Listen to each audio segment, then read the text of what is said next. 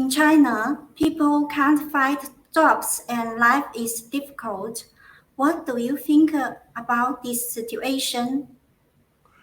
Well, the situation is very critical. Yeah, to be honest, China is facing economic crisis and political crisis that it has never been for the last 30 years, right? So I would say it's a kind of the most serious crisis since the Tiananmen massacre, 1989. Sorry, 89. Sorry, yeah, it's correct. Yeah. So what happened is actually the Chinese economy has been going down and down and down. The last 3 years was very obvious, yeah. But actually, I used to tell people that the Chinese economy is facing downward trend already year 2015. Since then, 2015 was a year when the Chinese stock market has a turbulence, yeah, and actually that was already a sign of deep economic problem, and many people think that it is because of the COVID-19 pandemic, yeah. Well, the pandemic is certainly one of the factors, but it's not the most important factor. The most important factor is the system itself, because the Communist Party, they started a so-called reform some 40 years ago, yeah, but they never allow any political reform. They only do, economic reform, meaning giving people some freedom to run a private enterprise. I say some freedom. That means actually even a private enterprise is not free. Yeah, I mean we know, we all heard about the case of Jack Ma. Yeah, I mean the big boss of or used to be the big boss of Alibaba. But when he became rich, to have a lot of money is also a kind of power. And the CCP, Chinese Communist Party, they never want to share the power with anyone. Okay, so when Jack Ma became very rich and thereby also powerful, and particularly he expressed some opinion which is not the opinion of the party. Then he ran immediately into problem. Yeah, he was criticizing the Chinese financial system. Yeah, and that he should never do. According to the party. So what happened? They just kick him out. They just order him to sell off his share and to withdraw from the position of chairman of the board and CEO. Right? Just get out. Yeah, and that's it. This is why I say they never have a true market economy. They utilize the advantage of market economy so that business people get some motivation to make money, but they have a finger in every company all the time, and the eyes were watching them all the time. So when they don't do things in the way the party want, then they will interfere. So this is the basic problem which can never be cured. Yeah, that I think we have to be frank. They cannot cure, because to cure it, meaning to get rid of the Communist Party. The party want to control everything. And with the old system in Mao's time or in Soviet Union time, the planned economy was, impossible. It never developed the economy. China stayed poor, yeah, like Deng Xiaoping, he himself said. Countries who follow American, yeah, they all become rich. Countries who follow Soviet Union, they all become poor. Yeah? So, and this is the reason why they introduced a kind of market economy. But they never changed the principle of controlling everyone. Yeah? And that's why I say the Chinese economy when they develop to a certain extent, it will end because the whole thing is not honest. It's a cheating thing. Internally in China, but also externally. In order to develop the economy, they cheated America and the West and all the democratic country, showing, making a show so that people got a feeling, oh, they also can become a democratic country, they also can become a free country, and they also can care about human rights, if they become rich. Yeah, that's how they cheat. They use their propaganda channel, not showing as an official channel of the CCP, but spread around within the academic world, business community, political community, such theory like, if China have a rich middle class, this middle class would then be a new force to transform the country into a more democratic and more respected human rights and more freedom and all this so-called social development theory. But it's not true because that was only true for the country who already have a kind of a certain degree of freedom and it's not a totalitarian regime. But in China, they never gave up their totalitarian ruling. So that theory was wrong, absolutely wrong. So today, now, because of that system, the development came to its end. The people in China are no longer that easily be cheated, and the democratic country outside China, they also don't want to continue to be cheated. So then problem came and problem became serious.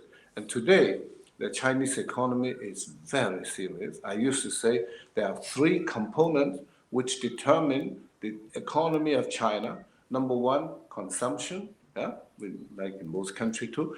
But this consumption right now in China in the last year, the past year, 2023, has gone down some 20%. 20%. The Chinese are spending 20% less money in buying whatever they want to buy. Yeah. Now, the second thing is investment. That's even more serious. Yeah. Foreign investment has, boom, has perched to a record low level. One figure that even shocked me, and that is, I think American investment, because America is the biggest investor in China. Yeah. American new investment. I mean, we are not talking about those they have already invested and then they need money, they send some of that, not that, but new project, like to start a new factory in China or whatever, yeah? New investment project has gone down more than 80%. So if they used to invest a year, say a unit of 100 million, now they only invested 20 million or less. Yeah? So it's a tremendous fall in foreign investment. And we all know not only that new investment reduced drastically, old investment, some of them also withdraw from China, particularly the American and the Japanese. Yeah? So this is serious. And internal investment is also very low. Because, why? Because, first of all, in China you have two types of company, state-owned company and the so-called private company. I say so-called because, as I mentioned before, private companies are all the time watched by the Communist Party. So, the most of the state-owned company, they are loss maker. Yeah? They never make profit. Majority of them don't make any profit. So how can they invest? And the private enterprise, they don't want to invest. And you know why? Because Xi Jinping, he started a new policy called 国退民进, which means, no, 国进民退, sorry, 国进民退, meaning state-owned enterprise move forward, private enterprise withdraw, retreat. That is the policy. That means he started to give high priority to state-owned company. State-owned company, most doors are open for them to start this and that venture, But private companies, the opposite, like I told you about the example of Jack Ma. So which private company then want to make big investment when in such a situation? They also draw back. Yeah, and the Chinese stock market has also been going down, down, down. It's also a kind of investment. Yeah, so and the Shanghai index has fallen down to, and also the Hong Kong stock market. And don't forget that a lot of big Chinese enterprise, they are noted in China, in Hong Kong stock market, yeah, and that has also gone down to record low since 30 years, yeah. Now, and then the third component is import-export. Sorry, one figure say everything. This year, the order, I mean the orders coming from Europe and North America, which is the most important export market for China. But the orders coming from this area has reduced 40%, 40 to 50%, depends on which country. But say, in average, 45%. It's a huge, huge decrease of ordering from China. Yeah? And why? That a lot because of the pandemic. During the pandemic, a lot of Western companies noticed, my goodness, the supply chain is a big problem. You order things from China, it never comes, never get delivered. Yeah, because they have lockdown and all this and terrible, a lot of bad experience, and they don't get any compensation. So many companies shift their import from other countries, like India and Vietnam, Thailand, and so on.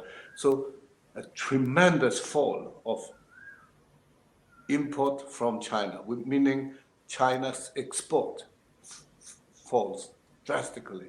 So all this most important component in the Chinese economy is down, down, down. It's a huge down. And that results in a huge unemployment. Yeah, of course. When people have lower consumption, 20%, that means Chinese people buy less, 20%, then those people who produce a product, they are going to produce less. Produce less meaning using less people, employ less people, so unemployment, right? And the same thing with investment. Much less investment today, so no new jobs. And less export also meaning joblessness. So a huge, huge problem with unemployment. In particular, the young people.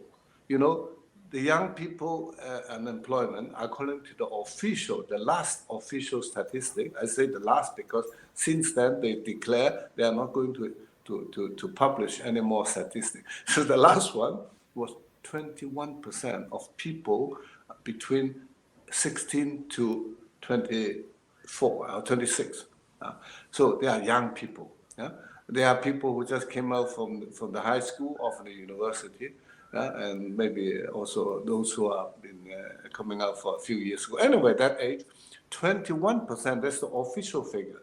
But a professor in Beijing University, I think, Zhang Dandan, she and her team made another investigation, and they found out that the official statistic did not include those young people who just stay at home and do nothing, and they don't go even to look for a job. But because they find it no chance to get a job, that everywhere is no job. So when you add that to it, then it's no longer 21%, but 47%. 47%. So half of the young people are jobless. That is the time bomb for the social turbulence. Yeah, that's what I want to say. Yes. When the Chinese people can't long live, will they resist the CCP? Well, this is a kind of, you can say almost a kind of law. When people have tremendous economic problem, it will lead to resistance, lead to protest. And actually, in China, it has been every day some sort of protest action or protest campaign going on in China. But because in China it's not legal to just demonstrate. They have no freedom of demonstration. But of course, China is big, and they have so many unemployed workers, jobless workers, so they do protest in small scale. What the Communist Party is very afraid of is big scale protests. So they try all means to stop these people to have connection with each other. And that's why they have spent so much money in artificial intelligence, in face recognition, to control the contact and communication among people. So what they want to find out as early as possible if, for example, those jobless workers in factory A contact the jobless worker with factory B, and even contact jobless worker in another town, and try to put their force together and make a collective protest. That is, they are very afraid of, because they know for some 70, 80 years ago, when the Communist Party was not in power, they were doing that. They went everywhere in China and looked for people who are unemployed, who are jobless, who are poor, who are unhappy with their life, and then they try to convince them to join them and make revolution. They know very well this can be very dangerous for their ruling.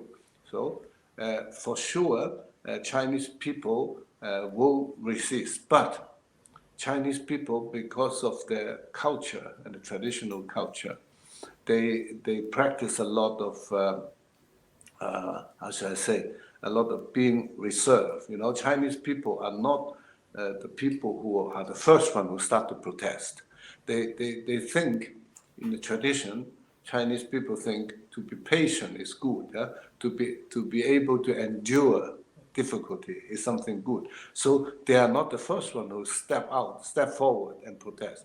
But on the other hand, they are more patient, they can endure more difficulty, but they have also a limit. When that limit is reached, then their protest can be very severe, and nobody can stop it then. So that is what the Communist Party are so afraid of. And they are using all the high tech they have to discover it early for any mass movement. They are very afraid of mass movement, yeah, and and they use all the high tech to really keep an eye on everyone.